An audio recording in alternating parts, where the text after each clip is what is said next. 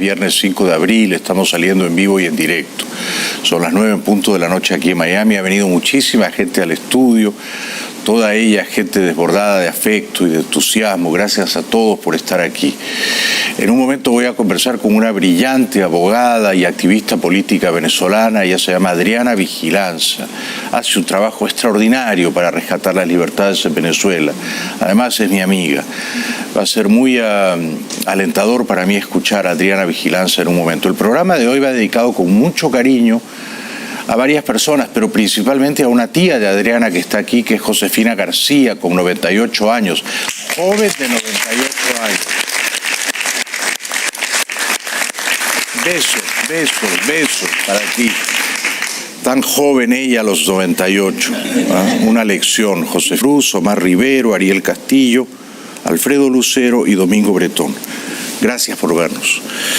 Bueno, hoy encontré que el presidente Trump hizo una muy escueta declaración sobre Venezuela. No por breve, menos importante. Juzguen ustedes.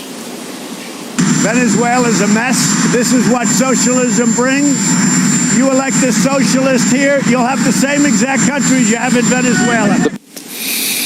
Es en efecto una manera exacta de describir lo que está ocurriendo en Venezuela. Es un caos, ¿no? Es el apocalipsis o el preludio del apocalipsis, ¿no? Cada semana las cosas se ponen aún peores. Los países, a diferencia de las personas, no expiran, no se mueren, siempre pueden estar peor, y da la impresión de que la crisis venezolana continúa, si cabe, si acaso eso fuera posible, agravándose semana a semana. Y esto tiene que tener ya un final bien pronto, porque hoy en la mañana el secretario de Estado Pompeo, que es como el ministro de Exteriores, el canciller de Trump, estuvo en la cadena Fox y también aludió de modo bastante enfático a Venezuela. Esto dijo Pompeo. This is our neighborhood.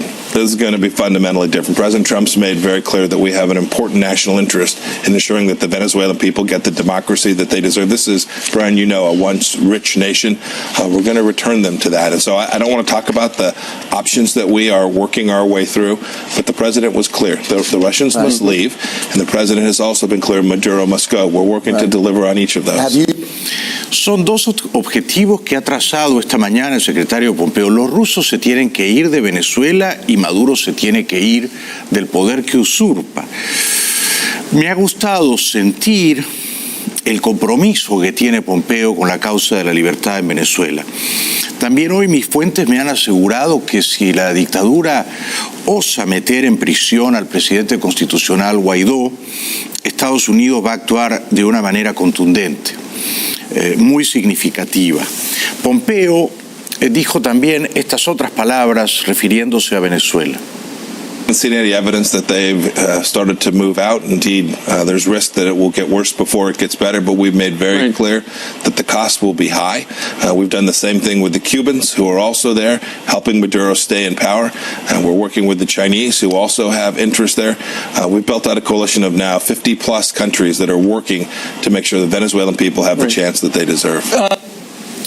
Muy bien dicho, y saludamos que Pompeo tenga bien arriba, de un modo conspicuo en su agenda, el drama de los venezolanos. Los venezolanos no pueden sufrir ya más. Han sufrido demasiado. Esos sufrimientos, esas privaciones, esas humillaciones tienen que terminar bien pronto. Es absolutamente inhumano darles la espalda y permitir que la crisis continúe agravándose. Más gestos de valor o de bravura no les podemos pedir, y los van a exhibir nuevamente mañana sábado durante la Operación Libertad. Ha muerto ya demasiada gente y me parece que Estados Unidos tiene que erigirse una vez más como una voz y un faro y una guía moral en el continente, ¿no? porque vergonzosamente Venezuela se cobija bajo regímenes sanguinarios, entre ellos nada menos que la dictadura siria, una dictadura familiar que comenzó el año 1971 del siglo pasado, una dictadura que ha asesinado a más de 500.000 de sirios. Allí ha ido oprobiosamente el canciller Arreaza y por eso el presidente Guaidó ha hecho muy bien en condenarlo. El líder opositor Juan Guaidó criticó el jueves una reunión entre el canciller venezolano Jorge Arreaza y el presidente sirio Bashar al-Assad. Sabemos cuál es la respuesta del régimen. Sabemos por qué se reúnen con Bashar al-Assad, con Hezbollah. Sabemos por qué lo hacen. De nuevo, quieren subir una apuesta que no tienen con qué pagar. Creen que amenazando a la comunidad internacional con que Venezuela puede ser Siria, entonces no vamos a contar con la cooperación del mundo. Creen que amenazando con paramilitares armados van a detener el avance de un proceso. Pero ese proceso, y ustedes lo saben mejor, es indetenible. Los venezolanos no van a desmayar en reconquistar sus libertades. Esto es y nada menos lo que ellos se merecen: ser una nación libre, elegir periódicamente a sus gobiernos, someterlos a vigilancia y a escrutinio, vivir en una democracia donde se respeten los derechos humanos. Todo esto existe con la única excepción de Bolivia en América del Sur, y Venezuela no merece nada de eso. Es para mí esperanzador ver que el presidente Guaidó está rodeado de personas jóvenes, valerosas, que arriesgan sus vidas por la causa de la libertad. Una de ellas es la diputada Viviana Lucas, que hoy me sorprendió con esta declaración. El Comité de Ayuda y Libertad nace para que los vecinos en cada calle, en cada cuadra, en cada zona puedan organizarse y de manera casi personal puedan protestar por sus derechos. Si usted hoy no tiene agua, si usted hoy no tiene electricidad, es hora de que con su comité salga a protestar. Vendrán momentos complicados en donde tal vez no podamos ni siquiera dar estas ruedas de prensa, pero ustedes, a través de los comités y a través de la comunicación directa que nosotros vamos a poder establecer a través de los comités, tienen que salir a protestar. Y la primera gran prueba de eso la vamos a realizar nosotros mañana, el día 6. Como bien decía el diputado, 358 puntos en donde se van a organizar y van a salir a protestar, por las razones que sean. Lo que no puede ser es que nos acostumbremos a eso. Muy bien, Viviana, estamos contigo, por supuesto. Un aplauso para ella, muy bien. Yo no creo esos rumores que dicen que la imagen del presidente Guaidó ha sido erosionada o se ha desgastado, o que la gente ha dejado de creer en él. Me resisto a creer esas fabulaciones y estoy bastante convencido de que Guaidó al final va a prevalecer. La gente de un modo abrumador está con él, pero la historia, el lado correcto de la historia también. Este otro diputado opositor describía la convocatoria de mañana a las 11 de la mañana en toda Venezuela.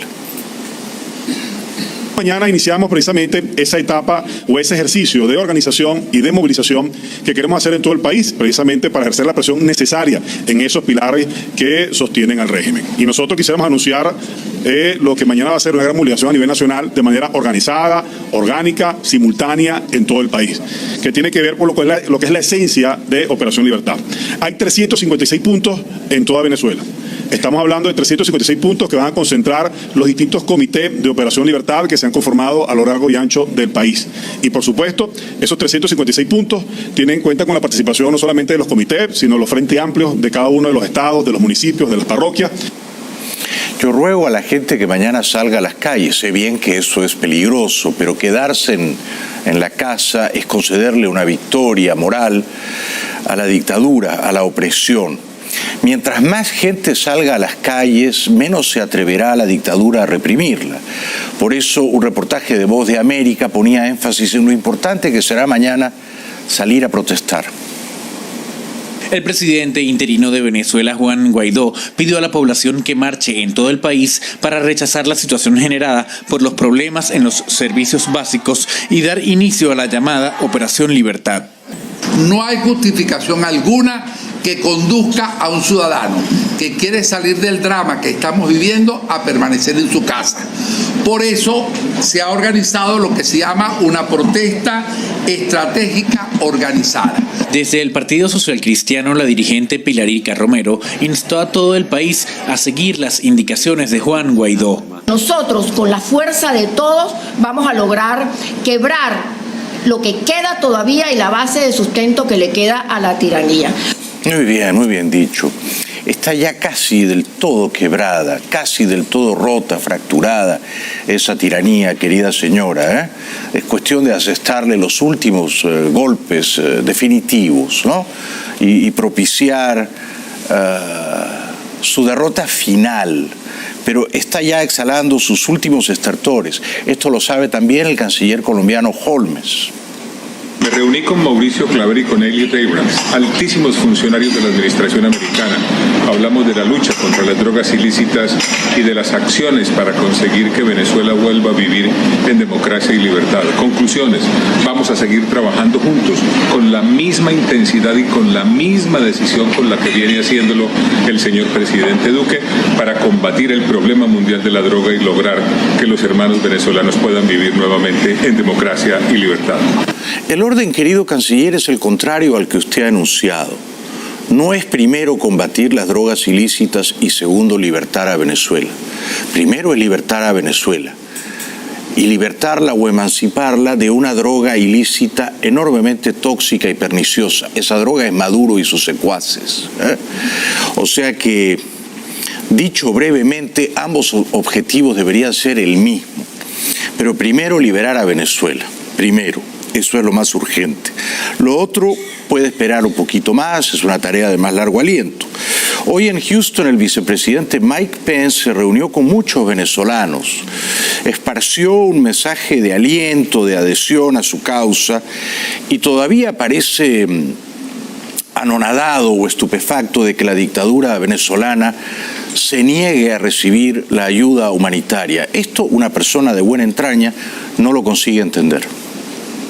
Total, es una falta de conciencia completa que Nicolás Maduro haya bloqueado la ayuda, el auxilio que ha llegado, que pretende ingresar a Venezuela para la gente pobre. El día en que esta ayuda se bloqueó, él literalmente bailaba en la capital, en Caracas, mientras los camiones de ayuda estaban siendo incendiados. Y yo quiero asegurar que de parte del presidente de los Estados Unidos y del pueblo en este país, esta situación ha movido a los Estados Unidos a actuar. Pence ha anunciado hoy en Houston, en esa reunión con muchos venezolanos, que nuevas sanciones dictadas por el Departamento del Tesoro impedirán a más de 30 buques cargueros de PDVSA transportar barriles de petróleo desde Venezuela a Cuba. Se trata de, y me parece un objetivo plausible, impedir que Venezuela continúe regalando más o menos 30 o 40 mil barriles diarios de petróleo a Cuba. Ojalá ese bloqueo naval se extendiera y llegara a impedir que Venezuela pueda vender su petróleo a cualquier nación del mundo. Se trata al final de estrangular financieramente a la dictadura y de propiciar su caída final. Pence dijo que Venezuela es un Estado fallido. Desde los primeros días de esta administración hemos reconocido la amenaza que Nicolás Maduro representa para su pueblo y la región, incluyendo a nuestra región. Venezuela es un Estado fallido.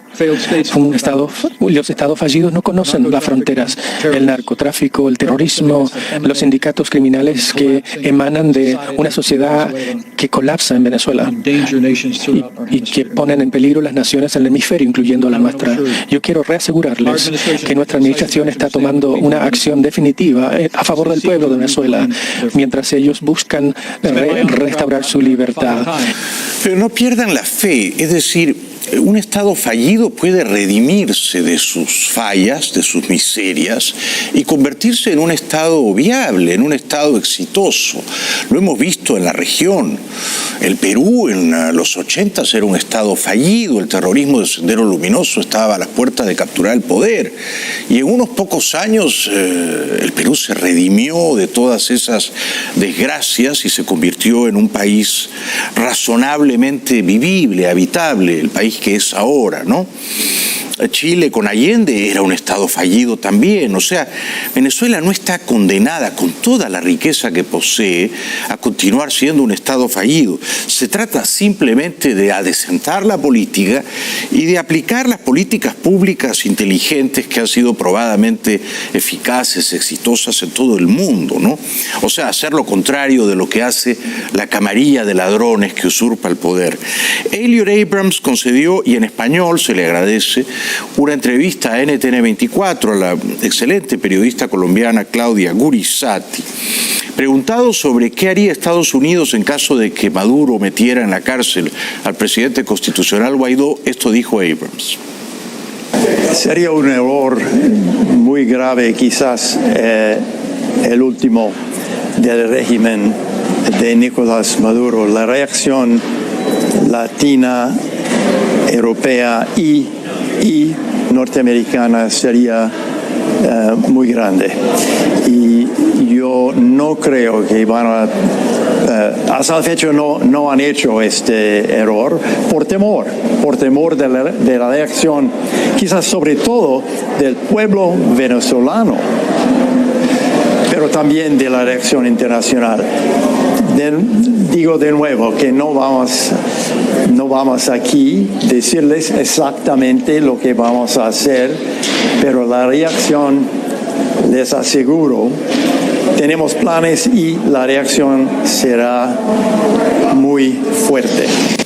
Muy fuerte, subrayo esa última declaración, muy fuerte. Tan fuerte que, y esto es lo que me dicen mis fuentes, Estados Unidos no podría permitir la humillación de aceptar que la dictadura venezolana encarcelara al presidente constitucional de ese país. Es decir, que si Maduro se atreviera a perpetrar semejante abuso, tamaña barbarie, creo que lo pagaría muy caro. Abrams también se refirió a la presencia de los rusos en Venezuela. En el caso de Rusia, si quieren poner la situación de Venezuela entre nosotros como nuevo problema, otro problema, la reacción norteamericana será más y más grande porque no vamos a aceptar un cambio en Venezuela hacia una posición de colonia rusa. Es imposible, es inconcebable. No sabemos hasta qué punto los rusos quieren ir, pero la reacción norteamericana vendrá.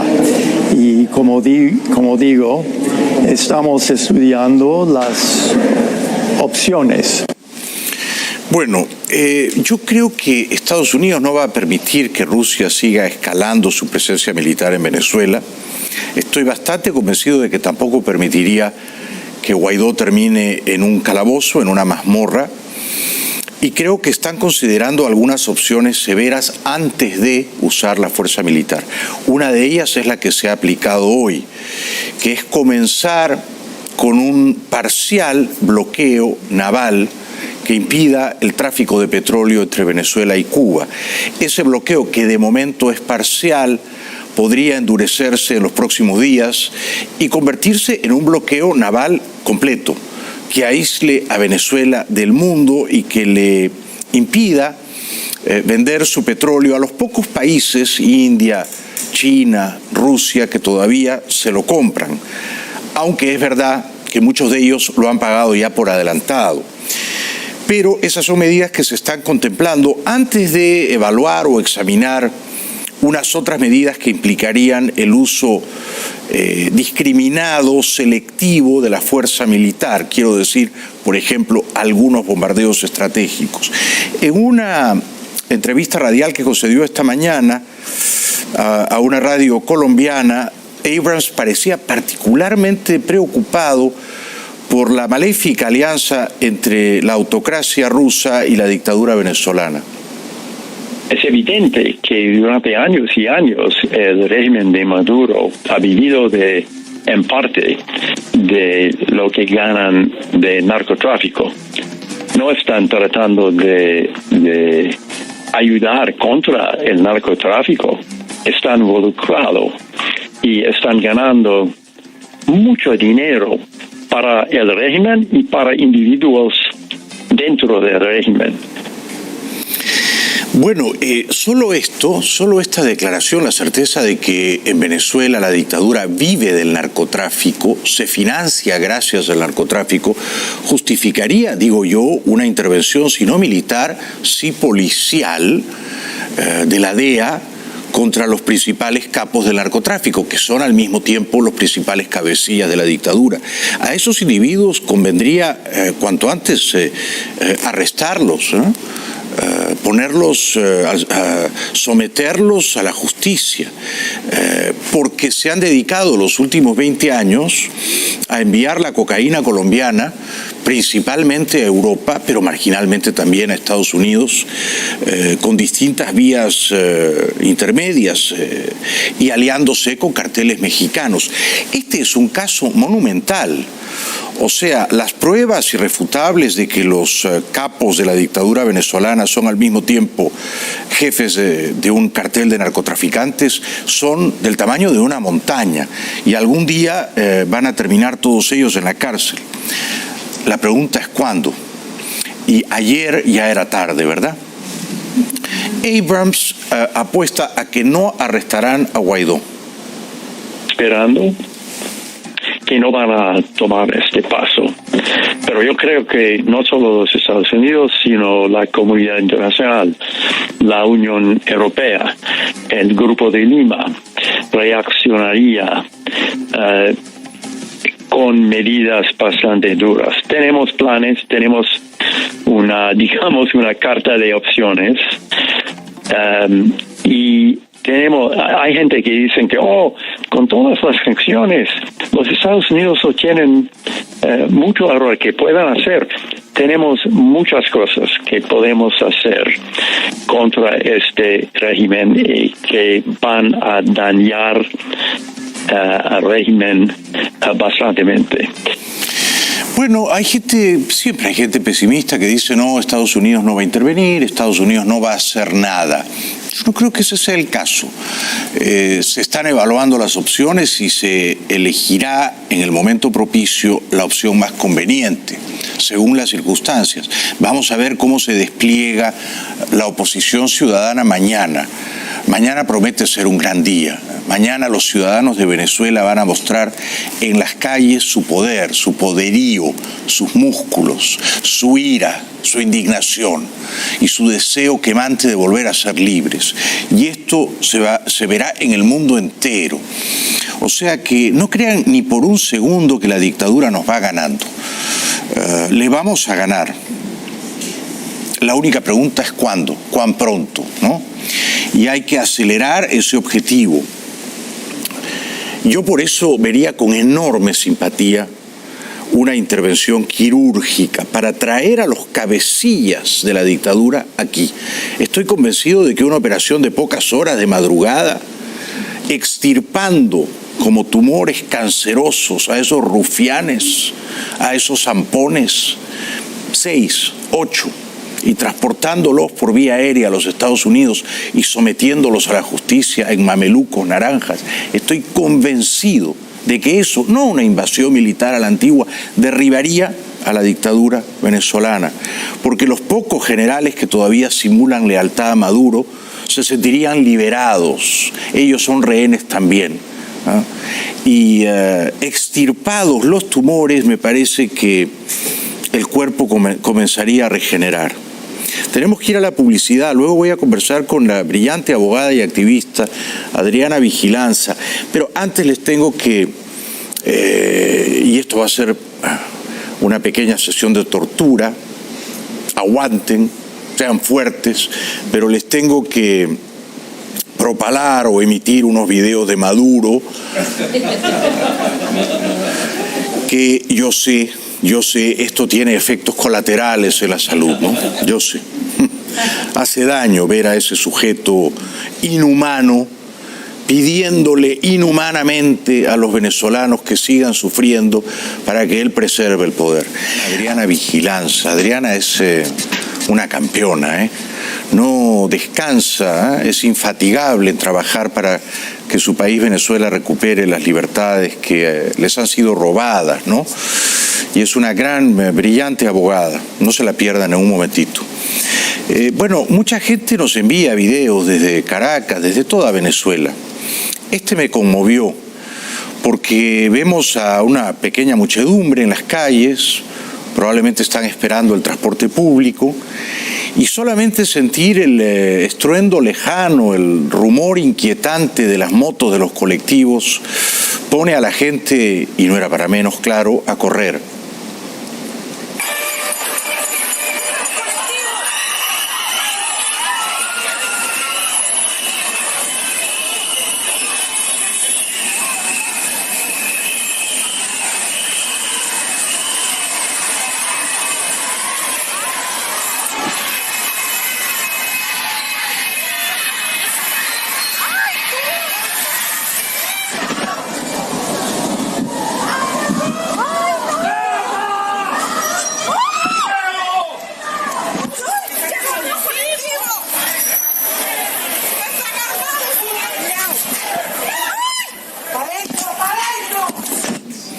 Son, huelga decirlo, son unos miserables, unos cobardes, no merecen vivir en libertad, deberían estar todos ellos presos.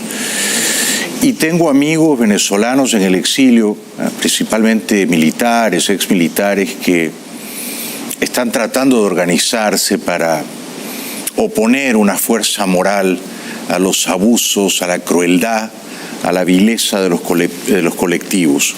Una fuerza moral, pero también una fuerza física, ¿no? Que castigue a esos sujetos que aterrorizan a la población, ¿no? Es el imperio del terror. También siembra miedo cada vez que aparece y habla el impresentable dictador Maduro. Nadie lo quiere, ni siquiera los chavistas lo quieren ya. Es repudiado por toda Venezuela, por todo el mundo. Es la imagen de un dictador decadente que no tiene ya un mínimo átomo de humanidad ni de compasión por su pueblo y que prefiere seguir sentado en el poder sin importarle lo que sufre la gente.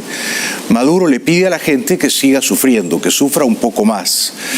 A sabiendas de que no tienen ni luz ni agua, les dice esto. Así que ahora que ya llevamos un 60% de reconexión y estabilización del servicio de agua, tenemos que lograr el objetivo del 100% y almacenar, acumular, ahorrar, como comunidad, como consejo comunal, como CLAP, en donde se pueda, en los grandes pipotes de estos, de los tanques azules, el plan de tanques azules. Todos los gobernadores y gobernadoras, alcaldes y alcaldesas deberían salir inmediatamente a buscar todos los tanques, todos, pequeños, medianos, grandes que haya en su estado, todos. Es insólito que Venezuela no tenga luz eléctrica, que no tenga agua. Debería ser el país más rico de América del Sur, por lo menos, con el ingreso per cápita más elevado. Así era en los 70 y en los 80, ¿no? Estos ladrones han saqueado el país. Ahora piden que la gente almacene o acumule agua. Lo que han hecho ellos es acumular, almacenar dólares, euros, libras esterlinas. Y como lo han robado todo, lo han esquilmado todo, ahora se creen con derecho, porque hay que ver el cinismo, la insolencia moral del dictador. Se creen con derecho de que la gente siga sufriendo a cambio de que ellos no suelten el poder. Se creen también con el derecho de mentir y de engatusar o embaucar a los venezolanos con la idea de que el país está avanzando. Nadie en su sano juicio creería semejante embuste. Estamos avanzando en la estabilización de un sistema que se vaya haciendo cada vez más robusto y que a través del plan autoadministrado de carga permita durante todo el día tener servicio eléctrico para todas las familias venezolanas de manera equitativa, de acuerdo a la emergencia nacional, avanzando en el plan de los 30 días, mientras logramos la reparación, la reconstrucción, la recuperación completa y definitiva del sistema de generación y transmisión nacional. Pero ustedes saben bien, porque nadie aquí es tonto, que no será posible reconstruir nada mientras esos ladrones estén allí en el poder. A esos ladrones hay que removerlos del poder, hay que extirparlos del poder, hay que expulsarlos y, si es necesario, a golpes y patadas, usando la fuerza, esa misma fuerza que ellos detentan ilegítimamente y que usan de una manera inmoderada para reprimir a la población, para masacrarla. No se crea que Maduro se ha consolidado en las últimas semanas, eso no es verdad. No se crea tampoco que Guaidó está batiéndose en retirada, eso tampoco es cierto. Algo verdaderamente significativo ha ocurrido en estas últimas semanas, y es que los Estados Unidos se han propuesto que Maduro deje el poder pronto. Ese no era un objetivo antes, lo es ahora. Y por lo tanto, habrán de ocurrir acciones que propicien, que favorezcan ese escenario. Yo creo que pronto. Maduro tiene también la desvergüenza, la desfachatez de pedirle a Dios que lo ayude. Mi madre es una mujer muy religiosa, de misa diaria. Ella en mi niñez me educó a cultivar la fe, y yo estoy convencido de que Dios no está del lado de Maduro. Dios está del lado de la gente buena y noble, de la gente industriosa y humilde de Venezuela. Dios está a favor también de la causa de la libertad de Venezuela, y a Él, por supuesto, hay que rogarle que nos ayude a redimirnos, a liberarnos, a purificarnos de esta canalla mafiosa que ha envilecido la vida de Venezuela. Bueno, confío con el favor de Dios, con su bendición y con todo el esfuerzo que estamos haciendo, que vamos a estabilizar todo, estabilizarlo. Pero esto es preparándonos para cualquier otro ataque artero de estos fascistas, de estos golpistas, del imperialismo, cualquier otro ataque artero en esta guerra de carácter no convencional. Espero poder estar explicándome bien, compatriotas que me ven y me escuchan. Espero estar explicándome bien. Espero ser bien entendido, bien comprendido, bien escuchado por todo el pueblo de Venezuela, porque esto es para bien de todos y de todas. Nadie le cree, nadie le cree. Ni la traductora de gestos que está en el recuadrito le cree. La única guerra que ha ocurrido en Venezuela estas últimas 2 décadas es la de una pandilla de ladrones contra su pueblo. Es una guerra encarnizada. Han sometido al pueblo a la miseria más abyecta. La gente no puede comer, la gente no puede curarse, la gente se va por millones caminando como zombies, afantasmados por toda América. Esa es la guerra que ha ocurrido y sigue ocurriendo en Venezuela. Y esa guerra, no exagero yo si digo que configura un genocidio. El genocidio es un lento, sistemático exterminio de la población. Y eso es lo que hace deliberadamente la dictadura venezolana para echar el exilio o para matar directamente a la gente que no se subordina a ello. Cuando ocurre un genocidio, el mundo libre, las naciones más poderosas, las naciones vecinas, tienen el deber moral de proteger al pueblo que está siendo masacrado, exterminado. Este es el caso de Venezuela. Hay un genocidio en el corazón de América y hay que detenerlo, a pesar de que el dictador siga diciendo estas monsergas y zarandajas. Esto es para la tranquilidad, la paz, la felicidad, la vida social de toda Venezuela. No estoy diciendo algo solo para los chavistas, los patriotas, los bolivarianos, los revolucionarios. No, porque lo que estoy haciendo y lo que estamos haciendo es para todos. Todos tengan su servicio, su tranquilidad, su bien social. Y espero explicarme bien. De verdad, le pido siempre a Dios que me ayude, me dé sabiduría y capacidad para explicar bien los pasos que estamos dando. Y este esfuerzo que hacemos de comunicación es para tener bien informado, bien orientado con la verdad a nuestro pueblo. Con la verdad todo se puede. Con la verdad ni ofendo ni temo. Pero ofende a Dios y ofende a la fe religiosa impresentable que tiene las manos manchadas de sangre, ¿no? Yo le pido a Dios que reúna a Maduro con Chávez y con Fidel Castro, sí. Creo que sería una gran ayuda humanitaria a Venezuela. Tenemos que ir a la publicidad y luego voy a tener el gran placer de conversar con la abogada y activista venezolana Adriana Vigilanza. Les recuerdo que, y dicho sea de paso, muchísimas gracias a La Fontana, que nos han hecho llegar hoy toda clase de exquisiteces y delicadeza. Gracias, gracias, gracias de corazón. Y les recomiendo que vayan a comer en La Fontana. Realmente se come delicioso, la atención es muy esmerada, los precios son amigables. Hay incluso un platito allí bautizado en mi nombre, La Fontana. Recomiendo con entusiasmo ese restaurante. Ya regresamos. Bienvenidos de vuelta al programa. Nos acompaña una muy inteligente y valerosa venezolana, abogada, que ha estudiado en universidades de prestigio, activista política, la infatigable Adriana Vigilanza. Un aplauso para ella.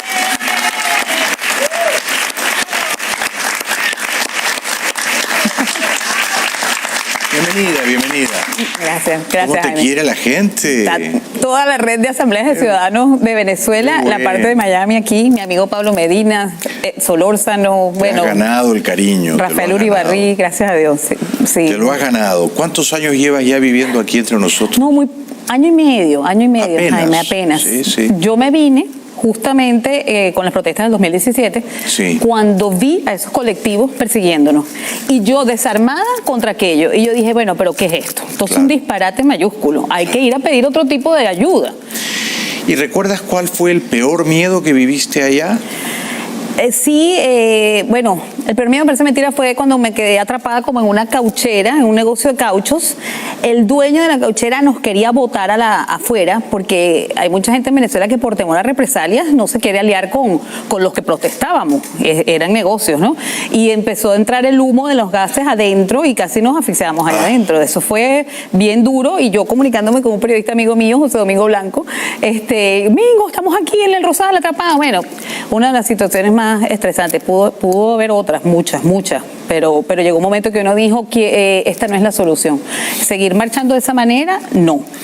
Lo veo diferente ahora. ¿Qué crees que va a pasar mañana en ese sentido? ¿Crees que es una buena idea la Operación Libertad? ¿En qué va a consistir? No se han dado muchos detalles. Quizá no se han dado detalles precisamente porque hay algún plan que se quiere mantener encubierto. Claro, sé. Sí, puede ser. Efectivamente, nosotros no tenemos claridad de cuál es la estrategia ni el objetivo, nada de eso no está claro. Se nos pide casi fe ciega, pero cuando tú sabes que, porque por las declaraciones que oímos hoy de los funcionarios del gobierno de Estados Unidos, que están apoyando las estrategias que se están llevando a cabo en Venezuela, de alguna manera, tú dices, bueno, ellos tienen información que yo no tengo, no pueden ser tan locos. Algo tienen que saber que a lo mejor yo no manejo, porque desde el punto de vista de la ciudadanía, a mí me ha tocado, como a muchos que están aquí, siempre estar en la posición, vamos a decir, incómoda de no estar con lo que decide la dirigencia política, principalmente en el tema electoral. Nosotros... Sí, lo recuerdo. Pero ahora sí te sientes representada por el presidente Guaidó.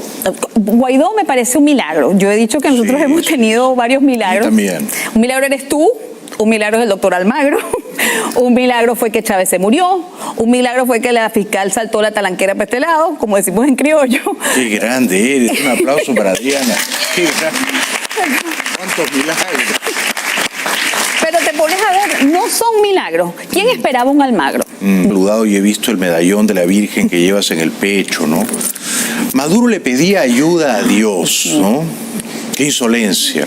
Totalmente. Porque uno supondría que Dios no estaría del lado de los opresores, de los verdugos, absolutamente, de los enemigos del bien, del honor, de la decencia, de las cosas buenas que tiene la vida. ¿Tú le rezas a Dios, tú le pides a Dios que nos ayude a ganar esta batalla? Todos los días, Jaime, y qué curioso que me hagas esta pregunta, porque el libro que estoy escribiendo, y de hecho le dije a Irwin, mira, que me hayan invitado para el programa de Jaime Bailey esta noche es fabuloso, porque yo dije, tengo toda la semana, esta semana ha sido en gira de medios, porque Dios lo quiere así. Yo siempre digo que Él se propone unas cosas y me tocan. No.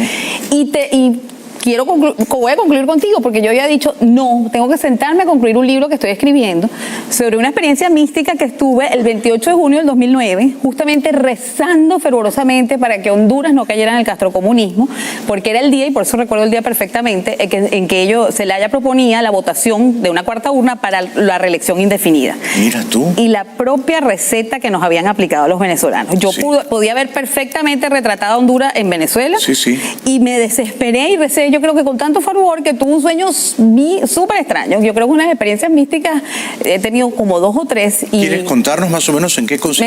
Me encantaría, porque tiene que ver con, yo creo, con el drama que está viviendo Venezuela, la razón por la cual yo soñé con un curita. Imagínate soñar con un cura. En mi vida, yo soy católica, voy a misa los domingos, no todos los días. Tú sabes, trato de practicar. ¿Cómo no? Este curita en el sueño, yo lo vi con un hábito marrón, tenía un cordón, y entonces yo lo identifiqué con un curita franciscano, que no era yo devota de San Francisco de Asís para nada. El curita me dice, hija, vamos a orar, que yo quiero que tú levites. Imagínate lo fumado del sueño, como decimos. Notable. Increíble. Y levité, y la sensación fue tan vívida y tan espectacular que después que me levanté, yo todavía sentía aquello, y me ha pasado que cuando tengo sueños que son como premonitorios, son vívidos, es como si lo hubiera vivido, es diferente a un sueño normal. Después de ese sueño me empiezan a pasar muchas coincidencias con San Francisco de Asís. Llegó ese año, yo tenía que ir a Italia, mi papá era italiano.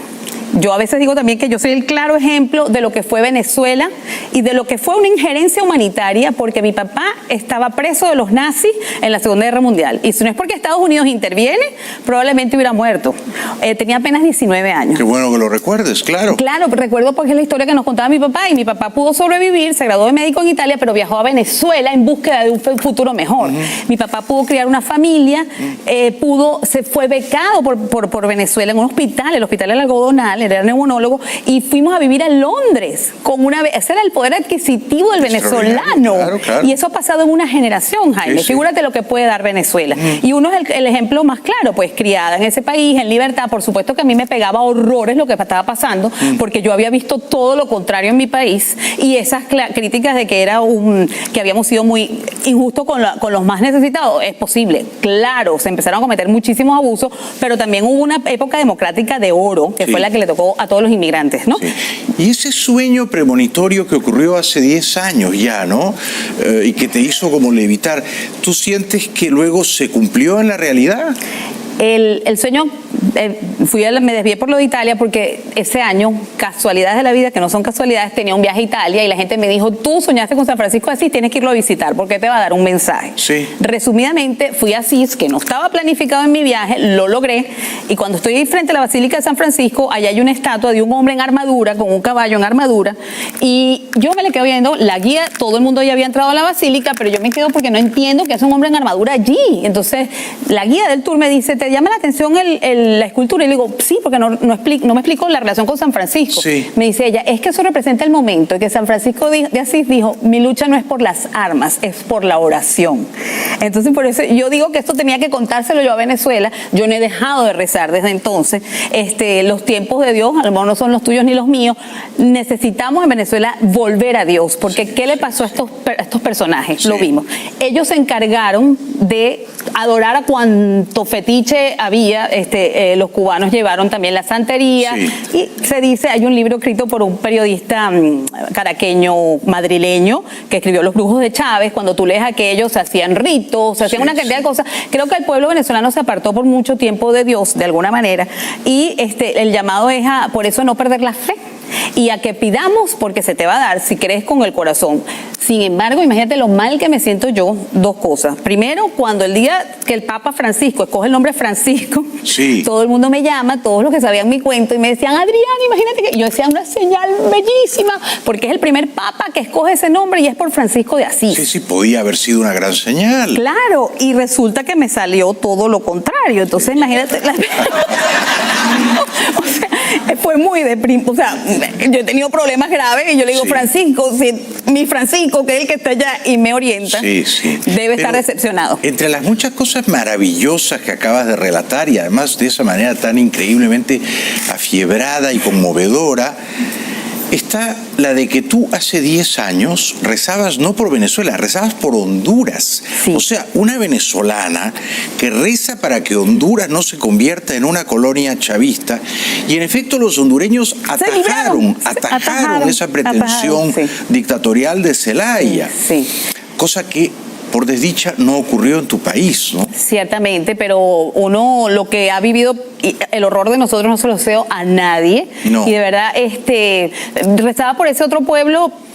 Algo me decía, si Honduras se libera del castrocomunismo, ustedes van a poder. Era algo que tenían como... Y bueno, vamos a poder muchos años más tarde, pero vamos a poder. Sí. Estoy absolutamente segura, está cayendo el castrocomunismo. Donald Trump para mí es otro milagro, tengo que decirlo, porque nadie apostaba por estas piezas en el ajedrez. Lo que nosotros vivíamos ha cambiado radicalmente en 2 años, Jaime.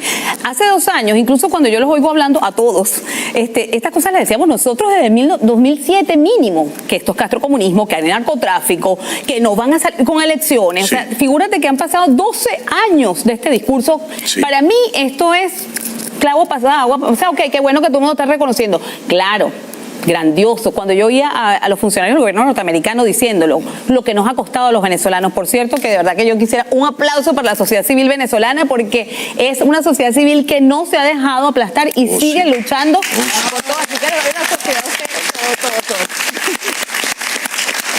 Con ese aplauso tenemos que ir un segundito a la publicidad y luego seguimos disfrutando de la elocuencia de Adriana Vigilanza en vísperas de la Operación Libertad de mañana. Luego te voy a preguntar si tú crees que es verdad que ha caído la aprobación del presidente Guaidó y cómo examinas tú en general el desarrollo del conflicto venezolano. Regresamos con Adriana en 3 minutitos, no nos dejen solos. Un aplauso para ella. Público, es un gran placer esta noche estar escuchando a una venezolana admirable, con gran coraje y con un amor infinito por su país, al que quiere volver. Adriana Vigilanza, abogada, activista política. Adriana, querida, ¿tú crees que van a meter en la cárcel al presidente Guaidó? Tú sabes que creo que no, a pesar de lo que pueda pensar la gente. Metieron a Marcano, entonces hacen un proceso y entonces todos los días dicen, voy por ti, voy un poquito más. ¿Quieres decir? Perdón, a Marcano, a Marrero, perdón. Que por cierto su abogada Teresli Malavé, compañera mía en la ONG Justicia y Proceso Venezuela. Somos defensoras de derechos humanos. Yo me dedico más a los derechos políticos, ella se dedica a los derechos más de los penados. ¿Por qué crees que no han tocado a Guaidó? ¿Tienen miedo a las represalias? Yo sí creo que saben que es la patada a la mesa. Ahí se acabó toda posibilidad de cualquier otro tipo de negociación o salida. Hay quienes piensan que todavía a estas alturas lo que nosotros rechazábamos, que era el famoso diálogo y que le causaba escozor ya a la gente en Venezuela, sigue andando tras bastidores, y eso es hasta previsible y normal, porque hay factores de nuestra oposición que han siempre pensado que esa es una manera de poder, en teoría, salir de esta pesadilla. Nosotros no compartimos esa tesis, pero eso de poner preso a Guaidó es uno de los disparadores que la comunidad internacional tiene como como el momento que no hay una línea roja cruzar, que no deberían cruzarse. ¿Y tú crees que, Guaidó está en condiciones, él solo, con el pueblo venezolano, de derrotar a Maduro? Sí, yo creo que él es un líder, sí, él no sabe el poder que tiene. ¿Qué tiene que hacer Guaidó que no haya hecho todavía? Lo que pasa es que nuestra posición fue siempre, o más parecida a la de Sánchez Berzaín, que él dice que el orden de los factores debió ser al revés, debió ser en este sentido. En vez de cese de la usurpación, gobierno de transición, elecciones libres, gobierno de transición para que cese la usurpación y elecciones libres. Es decir, él ya asumió, él es el presidente de la República por Constitución. Sí. El Estatuto de la Transición que ellos aprobaron a principios de enero, cuando yo lo leí, yo me alarmé mucho, incluso lo califiqué de basura, lo tengo que decir. Yo dije, Dios mío, ¿qué es esto? Porque en mi cabeza venía un presidente a hacer actos de gobierno, a nombrar a lo mejor un jefe de policía que proteja a la gente que va a marchar, a nombrar a lo mejor hasta un ministro de la Defensa, a equipar a su Fuerza Armada, a destituir militares. militares o ascender a otros, cosas que hicieron con unos muchachos que están presos en la cárcel, pero como con más acción de gobierno directamente.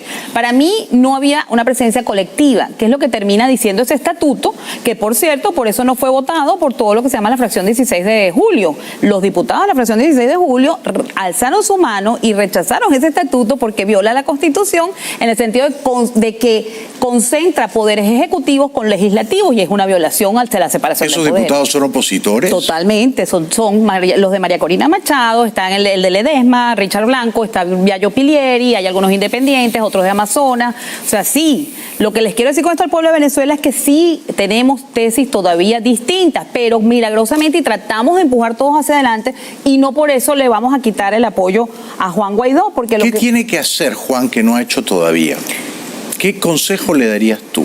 El consejo, primero, por ejemplo, ellos alegan, estoy hablando con algunos diputados, sobre todo Voluntad Popular, que, por ejemplo, no podían pedir el 187.11 porque no estaban seguros si la comunidad internacional se los quería dar. Sí.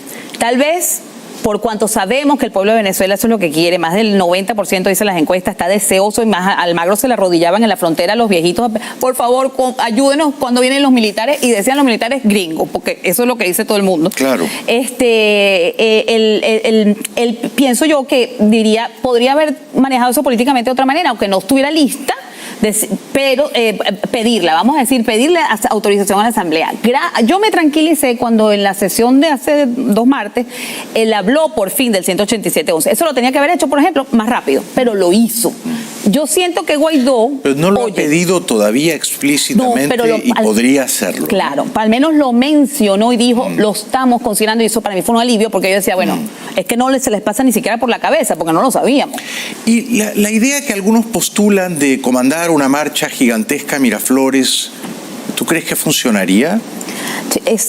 Bueno, tuvimos éxito una vez cuando el 12 de abril con Chávez. Por eso. Claro, a lo mejor apuestan a eso. ¿Tú crees que funcionaría? Es que ¿Que la gente se quedaría ahí, que no se replegaría? Si salen los colectivos no se pueden quedar, porque es inevitable. ¿Tú viste lo que no lo estoy diciendo yo, lo están diciendo las imágenes? La gente va a salir corriendo despavorida. Solo se podrían quedar si tuvieran alguien que los estuviera protegiendo atrás. Y eso no existe. Y eso todavía no sabemos si existe. No sabemos si lo están construyendo, o sea, si lo ¿crees piensan que si construir? Guaidó tratara de hacer esto, replicar la marcha gigantesca que casi derribó a Chávez en 2002, no sería viable? La gente no respondería. No, yo creo que la gente va a responder, pero la gente va a llegar un momento que teme y sale corriendo, que es lo que nos pasó el 11 de abril de todas maneras, igualito. Ahí mataron a 19 personas con tiros en la cabeza. Cuando yo vi que la comunidad internacional siguió haciéndole el juego a Chávez, porque a todas estas todo el mundo ahorita critica, todos están horrorizados. Chávez era exactamente el mismo desastre que Maduro, exactamente. Loco, decía disparates, se tiraba cadenas de 8 horas, donde escribía que le había dado un cólico con diarrea. Sí, lo recuerdo. ¿Qué es esto? Bueno, pero todo el mundo le pleitesía. ¿Por qué? Solo había, la diferencia es que en esa época había dinero todavía. Claro, esa es la única diferencia. Y pero ahora mírate no queda lo que dinero. me estás diciendo de cómo es el mundo, ¿no? Gracias a Dios no hay dinero más, porque si hubiera dinero estuviéramos con Maduro haciendo los desastres que hace. 504 ejecuciones forzosas de una cosa que ellos llaman la Organización de Liberación del Pueblo, lo refleja el informe de la ONU de Derechos Humanos. Dentro de esos 504 ejecutados que se les metían en sus casas los más pobres y los asesinaban, hay 24 niños asesinados. O sea, tú me dirás si ese pueblo no va a tener miedo. Sí, la otra, claro, por supuesto, el miedo, ¿cómo podríamos no entenderlo? La otra noche vino Patricia Poleo y dijo que ella piensa que Guaidó debería salir al exilio, reunirse con Trump, organizar un ejército de militares venezolanos, no faltará gente dispuesta a financiarlo y a armarlo convenientemente, e ir por la liberación de Venezuela desde afuera, desde el exilio. ¿Qué piensas de eso? Yo pienso que hay gente dispuesta, que hay gente que lo quiere hacer. Yo pienso, ellos están agotando, insisto, creo que tal vez nosotros los llamamos los comeflor. O sea, están dando la última gota para que las sanciones económicas junto con la presión social acabe con el régimen. Y yo voy a apostar a eso también, porque puedo estar bien equivocada también, o sea, lo entiendo. Es posible, han cambiado las circunstancias. Pero es eso lo que están apostando, pero no hay ninguna duda. Pero para que las sanciones económicas y la presión moral derriben al régimen, falta un eslabón, y es que algún militar dé el golpe constitucional contra la dictadura. Claro, o por lo menos capture al presidente, Dios mío, perdóname, al usurpador, que Porque es que tengo en la cabeza la sentencia del Tribunal Supremo de Justicia en el exilio, que lo declaró cuando era presidente culpable de un delito de legitimación de capitales de 35 mil millones de dólares, hay que oír la cifra, 18 años de prisión, de manera que orden de captura hay. Lo que no tiene el tribunal de nosotros del exilio, en el exilio, es un brazo ejecutor de sus órdenes. ¿Qué esperaba uno? Ese brazo ejecutor lo pueden capturar. Mañana, si tuviéramos militares que estuvieran dispuestos, hay una orden de captura ya, pueden ejecutarlo. Y la policía política, sobre todo, que son los amigos que se han acercado a una colega que está aquí en el público, Lisette Beren, se introdujeron un recurso para pedir que se declarara la nulidad del SEBIN y se les relegitimara, porque ellos sí tienen claro algo: no podemos entrar a Venezuela como unos loquitos, porque van a decir que nosotros somos los terroristas, los fascistas, como siempre se ha dicho, pero si nos dan la condición en virtud de que el SEBIN, imagínate que el decreto constitutivo del SEBIN, el primer considerando, cuando yo lo leí, yo dije, casi me muero, dice: en aras de lograr la máxima calidad política revolucionaria en la construcción del socialismo, se crea el SEBIN. O sea, a mí me ha obligado la comunidad internacional, a mí y a todos los venezolanos, a convivir con un partido político armado, porque además el PSV en sus estatutos dice que es armado. Nosotros dice, somos una revolución no desarmada, lo cual es un eufemismo. Entonces, ¿por qué los venezolanos tenemos que convivir con un partido político armado? Y de paso, entonces, cuando crean su fuerza armada, lo dicen claramente: el SEBIN es para defender el socialismo. Eso se cae por inconstitucional de inmediato.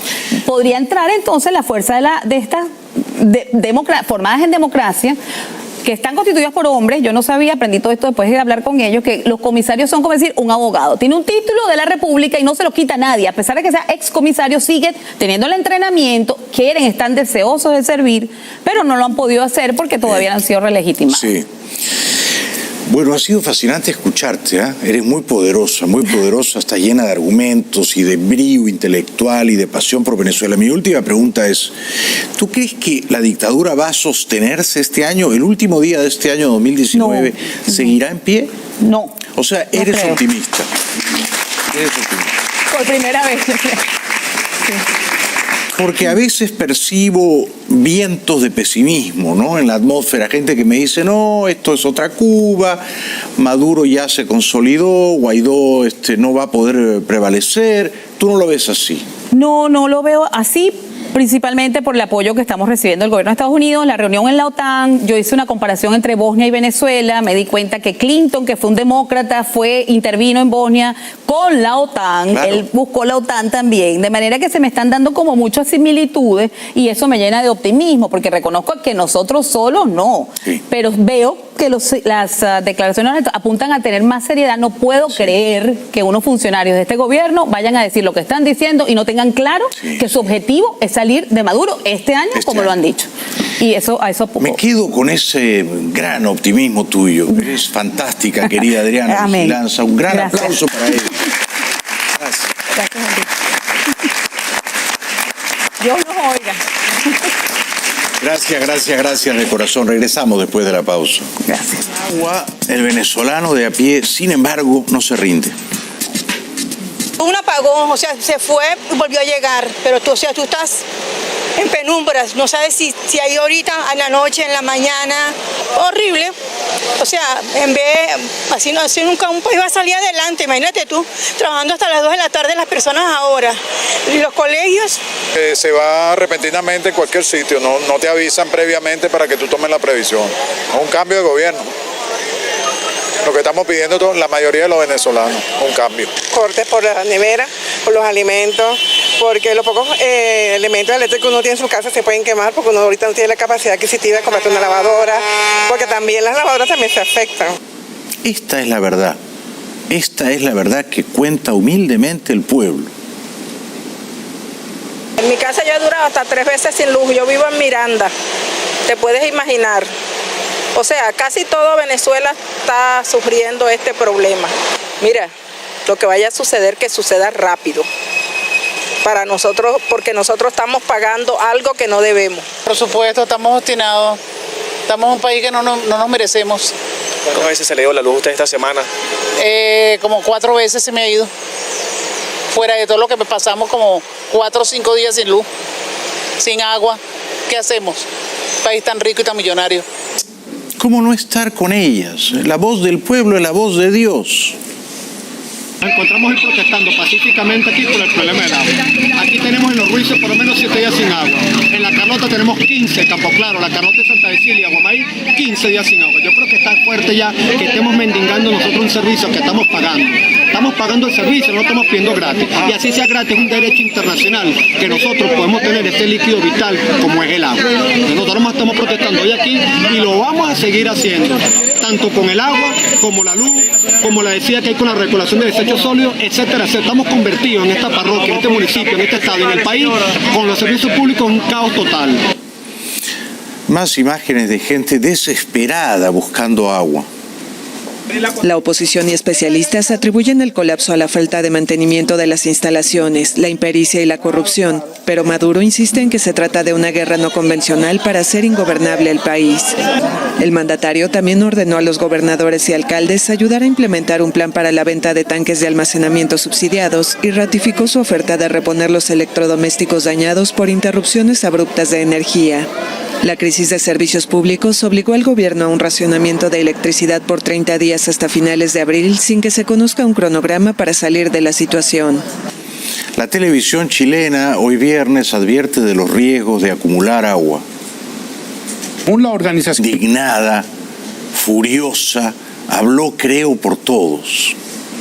Es posible que los venezolanos estamos sin agua, sin luz, sin medicamentos, sin medicina, muriéndose niños en los hospitales y que hoy hagan un llamado a nuestro presidente Guaidó y que no haya la suficiente de venezolanos aquí en la calle. No puede ser. Entonces, ¿qué pasa? Los venezolanos nos estamos acostumbrando a no tener agua, a no tener luz. Nos acostumbramos 20 años con este régimen. 20 años con este régimen pasando las necesidades. Estamos en la última fase de cada uno de los venezolanos. Pero me pregunto, ¿será que soy yo la única que está pasando penuria? ¿O será que los otros venezolanos qué le pasa? ¿Dónde está? ¿Cuál es el miedo? Su ira es la de todos, ¿no? Extraordinario, extraordinario. Su ira, su cólera, su ardor por volver a vivir dignamente la vida, ¿cómo no entenderla? Un joven carga agua e increpa al dictador. Vengo para acá caminando, tengo que recorrer como 5 o 6 kilómetros así. Engaña al pueblo con pura mentira y la gente por el bono le cree. Yo soy profesor universitario y fíjese a dónde ando. ¿Es necesidad de que tenga que estar viniendo a buscar agua acá? No, no hay necesidad porque es un país que lo tenemos todo. Y como dicen, lo tenemos todo y no tenemos nada. Todo el mundo agarra agua aquí para cocinar y para bañarse. Y uno no sabe de dónde viene. Me parte el alma ver a toda esta gente sufriendo. Más imágenes. Toda una miseria, no se puede vivir en un país así donde uno no puede tener estabilidad ni tener vida social ya de nada, no se puede. Esto es deprimente, lamentable, esto es inhumano, esto es deplorable, esto es de todo. Yo quisiera que viniera Maduro a llevarse agua para su casa así, a ver si él está pasando esta necesidad, a ver si él está sin luz, a ver si él está sin medicamentos, él y su familia. Bien dicho, jóvenes lavando ropa en un río turbio. No hago en ningún lado. El país está en quiebra. ¿Qué piensas tú del país, tú como joven? Ay, cónchale, son muchos mejores. Hay que sacarte gobierno porque hay que tomar con si ya no hace nada, hay que sacar el gobierno. Porque imagínate, mira, uno está lavando aquí a mano en un chorro en el Guaire, como pueden ver. El río Guaire. Como venezolano me siento muy triste porque es la primera vez que yo veo esta vaina. En mis 22 años que tengo. El hambre. Chamo, si tú para comprar una cosa todo se dispara. Tú vas hoy, vale 3.000 bolos, y tú vas mañana y vale 6.000. Se dispara todo, lo con eso tampoco podemos. Entonces, ¿qué queremos? Porque no los venezolanos nos estamos yendo fuera del país por esta situación como estamos. Hace unos años el dictador Chávez decía que se iba a bañar en las aguas cristalinas del Guaire. ¿Recuerdan? Estamos recuperando el Guaire, ya empezó el proyecto. Va a ocurrir de nuevo, los invito a bañarnos en el Guaire pronto. ¿Cuándo es que nos vamos a bañar ahí? Pronto, ya se está venciendo el plazo. Tratar las aguas que vienen todas de los teques y va a llegar agua limpia al Guaire. El año que viene, recuerden que estoy invitándolos a todos. Daniel Ortega, te invito a que nos bañemos en el Guaire el próximo año. Te invito a que nos bañemos en el Guaire. Te invito a que nos bañemos en el Guaire. vagabunda es esto, la miseria, la miseria. Espero que se bañen en los ríos del infierno. Regresamos después de la pausa. Muchísimo, tanto ella como el señor. Yo te voy a decir una cosa, que si Maduro tuviese vergüenza y dignidad, renunciara, porque no le queda de otra. Venezuela le quedó grande, grande. Y es que para una gran mayoría, la complicada situación del país les ha cambiado la vida. Mi vida se transformó, 20 años pasando esto, me quedé sin, digamos, mis activos, no pude cosechar el fruto de mi trabajo, mis hijos se fueron, mis nietos crecieron a otro lado. ¿Qué más puede pagar uno? Una cosa que no puede ser que nosotros estemos viviendo en manos de una mafia y estemos pasando lo que estamos pasando, porque si fuera político, pero esto no es político, esto es una mafia de delincuentes que se cogió un país. Qué bien dicho, un aplauso para él, qué bien dicho. Es un señor, se advierte que es un señor decente, de buena entraña, humillado, buscando agua en la calle, ¿no? Después de la pausa les voy a dar buenas noticias. Regresamos. Esta semana he tenido algunas reuniones y algunas conversaciones, todas muy privadas y muy confidenciales. Y estoy en condiciones de afirmar que el gobierno del presidente Trump ha tomado la decisión esta semana de no permitir que la dictadura venezolana siga en pie hasta fin de año. Se hará lo que se tenga que hacer para derribar a esa dictadura y restaurar la libertad y la democracia en Venezuela. Esa es una decisión que ha sido tomada y que se va a ejecutar en los próximos meses. No pierdan la fe.